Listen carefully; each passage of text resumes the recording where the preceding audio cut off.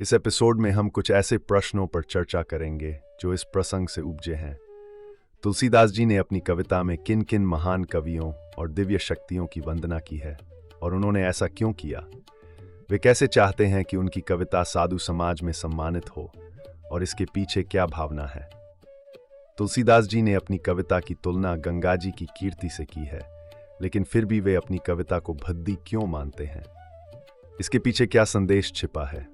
शिव और पार्वती की वंदना करते समय तुलसीदास जी ने किन आशाओं का वर्णन किया है और उनके लिए शिव पार्वती का महत्व क्या है।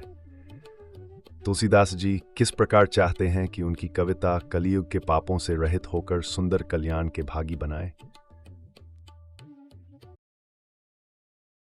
नमस्कार और स्वागत है आप सभी का हमारी आध्यात्मिक यात्रा के चौथे एपिसोड में, जहां हम रामचरितमानस के अनूठे संसार में गहराई से उतरते हैं। पिछले एपिसोड में हमने देखा कि कैसे तुलसीदास जी ने जीवन के हर पहलू में राम की वंदना की और हमें विनम्रता, साहित्यिक अनुराग और आध्यात्मिक ज्ञान के महत्वपूर्ण पाठ सिखाए। आज के इस एपिसोड में हम एक ऐसे प्रसंग पर चर्चा करेंगे जहां तुलसीदास जी ने कवियों, देवताओं और दिव्य शक्तियों की वंदना का सुंदर वर्णन किया है। इस प्रसंग में वे हमें साहित्य और आध्यात्मिकता के संगम से जीवन के उच्चतम मूल्यों को समझने की दिशा में ले जाते हैं।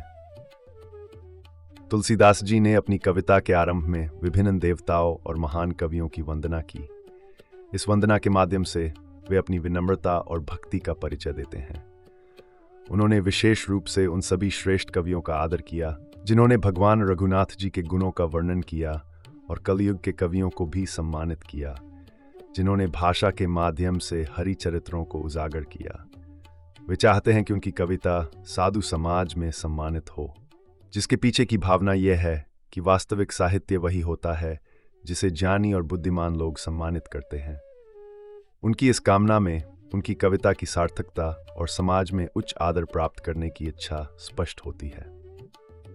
तुलसीदास जी ने अपनी कविता की तुलना गंगा जी की कीर्ति से की है, फिर भी उन्होंने अपनी कविता को भद्दी माना। इसमें उनकी विनम्रता का उदाहरण मिलता है, जहां वे अपने कार्य को भगवान राम की अनंत कीर्ति के समक्ष निम्न मानते हैं, जिससे यह संदेश मिलता है कि मानव कृति भले ही कितनी भी महान क्यों न हो, परमात्मा की महिमा के समक्ष सदैव हीन है।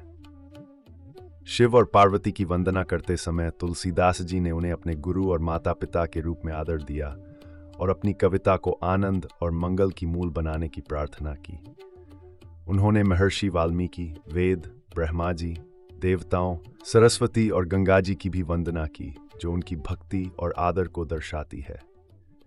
तुलसीदास जी की ये वंदना हमें ये सिखाती है कि एक सच्चा भक्त और कवि कैसे अपने आध्यात्मिक जीवन और साहित्यिक कृति को दिव्य शक्तियों के समक्ष समर्पित करता है, जो न केवल उनकी आत्मा की शुद्धि का मार्ग है, बल्कि पाठकों और श्रोताओं को भी आध्यात्मिक ज्ञान और भक्ति के पथ पर आगे बढ़ने की प्रेरणा देता है।